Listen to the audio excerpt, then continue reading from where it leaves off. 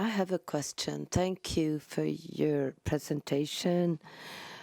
It rings a bell. It echoes what we've been discussing at MSF, particularly our work relationships. Something that keeps recurring are intercultural differences and the problems it may generate in the working relationships. I'm sorry to be so down to earth, but intuitively, when we discuss that, I think we cannot boil down any conflicts to differences, cultural differences, the fact that we come from different countries. It's depolitizing, I feel, and it doesn't help us improve on our work practices. But it's hard for me to formulate it further. How to criticize the way we view the problems of intercultural relationships at work. We tend to think that many of our difficulties to work together stem from our cultural differences. Well, yes, of course, but the difficulty for me as a researcher is that the concepts of identity and culture precisely do not allow us to explain the difficulties that you wrestle with and that I meet, and that, for the lack of something better, we call intercultural issues. Of course, you may encounter difficulties with colleagues who do not share the same culture, who do not belong to the same society, just like you may have difficulties if you outsource your political murder to operators who don't belong to the same culture as you do, or if you have to commit the murder at the same time they do, because you didn't go through the same socialization, you don't have the same sensitivity, the same symbols, all that comes into play. But our concept of culture or derivatives such as Islam, that doesn't suffice to explain all that. Indeed, sometimes I have some difficulties with some of my foreign colleagues that I work extensively with. Professionally, I feel more comfortable. For example, this is all very subjective. I hope it's not shocking to you. But, I get along easily with Italian people, Turkish people, Spanish, Portuguese colleagues, Swiss colleagues. We're all researchers, and something is extremely easy for all of us is that we work during the day when we get together, and at night we go out to dinner, we go out to a restaurant to have a little party. The whole notion of the dinner, exchanging food, sharing food, the big food potluck, or almost a potluck, like a secondary market after the market of ideas. And then our relations get very simple, even though we don't share the same language, the same eating habits. We don't share the same religion. You may be a believer or not, and so on and so forth. But the relations are much easier than they are with British or American colleagues with whom we don't share the same sociability. I spent 3 months in Cambridge as a guest professor, and no one invited me to dinner. Not a single time. Social life stops at 6 p.m. and everybody disappears and goes home. The problem is the scope. Also, I love working with my Portuguese colleagues. They're very warm, friendly, but they do get tiring, I reckon. Organizing a meeting with Portuguese colleagues, it's quite a trip. The Italians, they organize things just like they drive. They do everything at the last minute, but once you get used to it, it's okay. You know it's going to get done, but you need to be cold-blooded because we don't manage time in the same way at all. So the main holist categories, culture as a totality, that simply doesn't work. That's essentialism. Of course, Americans are more reliable in their organization than the Portuguese, so you feel more comfortable. In the publishing world, the American publishers are highly professional, even though they're tiresome, but they can be pretty deadly as well in other aspects. So,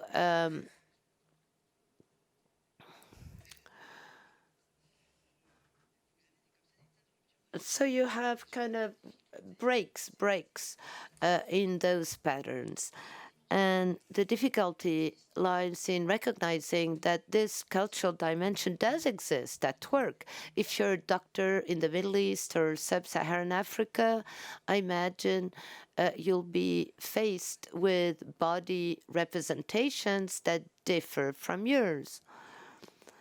Beautiful books were written, beautiful papers were written on medicine in Africa. On the one hand, Africans were amazed by the devotion of white doctors in colonial times. Their abnegation, they were very efficient with their healthcare, but they were also terrifying, those doctors, because they were in contact with body fluids, blood, sperm, which are the substances of the invisible world.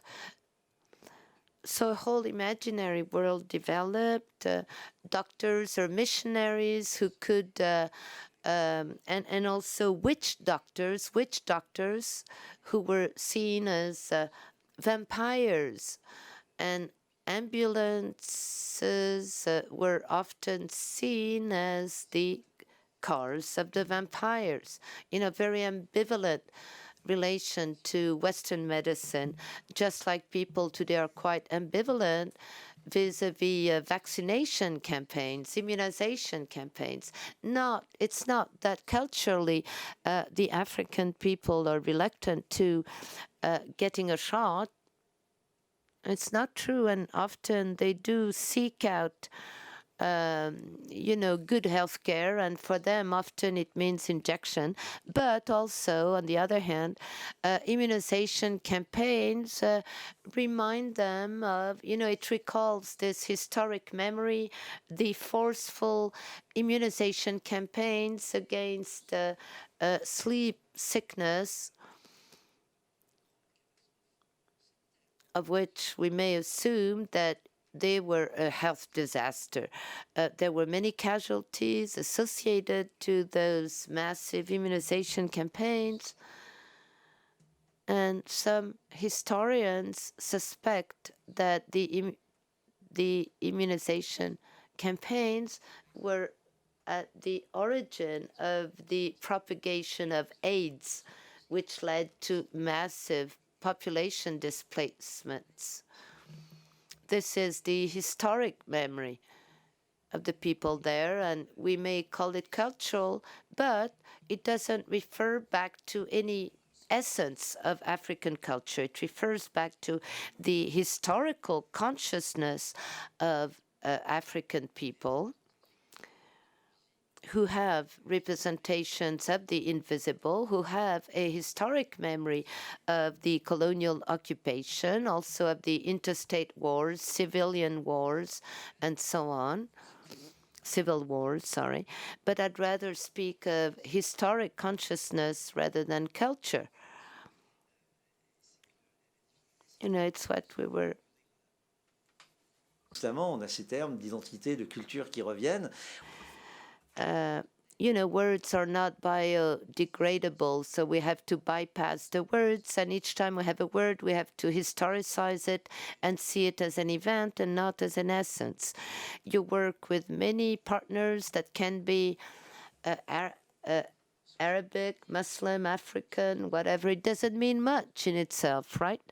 Between an African villager in Congo and Cote d'Ivoire, they differ greatly, and between an Ivory Coast villager and an Ivory Coast professor, they may share some common cultural dimension. Like me, as a Frenchie, I have things in common with villagers where I have my country house in southern France. But then there are things that are different between them and me. My feeling is that it's a way to flatten out or hide difficulties that may be actually a political disagreement about what we do. Well, the invention of culture, the invention of tradition is always politically tainted. If you have a professional relationship with an African colleague, for example, he might cling to his African culture, telling you, you don't understand, it's our culture, the authoritative argument. You're white, I'm black, so I know my own culture better than you do. Just like regarding homosexuality, for example, you have people such as late Mugabe in Zimbabwe or Museveni in Uganda saying homosexuality does not belong to African tradition. It's crazy to think that the Africans don't live on the same planet we do, so homosexuality does not exist in Africa. It's a white thing that was brought to us by colonization. Yet, of course, you have many Africans who sexually define themselves as being LGBT and who have LGBT claims. Now, are they less African because they claim their LGBT identity, because they claim their sexual orientation? Are the Africans less African because they're Christians? Some of them became Christianized in the 15th, 17th century, rather, or in the early 18th century, or even more recently. Is an African less African because he says he's a communist or liberal or multi-party? Colonizers thought Islam was not the religion of Black Africa, that it was imported. Yes, Islam was imported to Black Africa in the 11th century via the Senegal River, but in Scandinavia, Christianity reached Scandinavia only in the 11th, 12th century. Are they alienated, the Scandinavians, because today they are Christians? No. So it's both history and politics.